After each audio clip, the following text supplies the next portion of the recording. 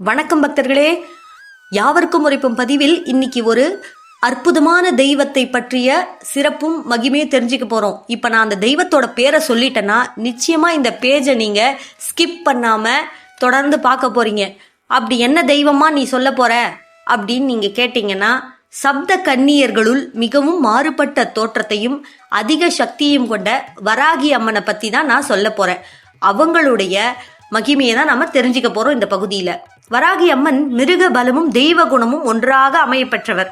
அம்பிகையின் அம்சமாக இருந்தாலும் இந்த அம்பாளுக்கு சிவன், விஷ்ணு, சக்தி ஆகிய மூவரின் சக்தியும் இவங்க கொண்டிருக்காங்க. அதனால இவங்க எதையும் அடக்க வல்லவர் இந்த தேவி. அது மட்டும் இல்லாம இந்த அம்பாளை நாம வணங்கினோம் என்றால் வாக்கு பலிதம் பெறுவோம். எதிரிகளிடமிருந்து நம்மை பத்திரமாக காத்திடுவாள். கொடிய ஏவல், பில்லி, சூனியம் இந்த மாதிரி கெட்டது எதுவும் நம்மளை அண்டவே அண்டாது. அவளுடைய சக்தி நம்ம கூட துணை இருக்கும். அனைத்து செல்வங்களும் இவளை வணங்க வணங்க நம்மிடம் வந்து சேரும். இப்போ இவளை பத்தி புராணத்துல என்ன சொல்றாங்கன்னு தெரிஞ்சுக்கலாமா?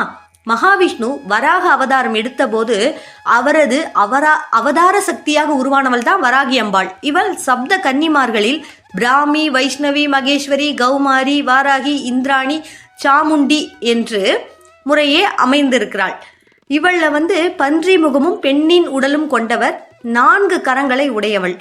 அது மட்டும் இல்லாம ராஜராஜேஸ்வரி இருக்காங்க இல்லையா, லலிதாம்பிகை, இவங்க யாருன்னா முப்பெரும் தேவர்களும் முப்பெரும் தேவியர்களுமே வணங்கக்கூடிய ராஜ மாதங்கி. அவங்களுடைய ஃபர்ஸ்ட் அவங்களோட பிஏன்னு சொல்லலாம், அவங்களுடைய படை தளபதின்னு சொல்லலாம். எல்லாமே அவங்களுக்கு அதான். இப்போ நான் ஒரு முக்கிய லீடர் இருந்தாங்கன்னா ஒரு நெருக்கமான ஒரு வலதுகை இருப்பாங்க இல்லையா, எது ஒன்றுமே கேட்டு செய்யறதுக்கு நல்ல அறிவுபூர்வமாக ஆற்றல் மிகுந்தவராக கூட ஒருத்தவங்க வச்சிருப்பாங்க. அவங்கள கேட்காம எந்த சஜஷனும் கேட்காம முடிவெடுக்க மாட்டாங்க இல்லையா அந்த லீடர். அத மாதிரி ராஜராஜேஸ்வரி அம்பாளுக்குன்னு ஃபர்ஸ்ட் தளபதியே இவங்க தான். அதனால அம்பாள் என்ன தெரியுமா சொல்லியிருக்காங்க? ராஜராஜேஸ்வரி, என்னை வணங்குறவங்க எல்லாருக்குமே நீ போய் அருள் பண்ணு. உன்கிட்ட கேட்டா உடனே அவங்களுக்கு அருள் கடாட்சத்தை வழங்கு. நீ என்கிட்ட பர்மிஷனே கேட்க வேண்டாம்.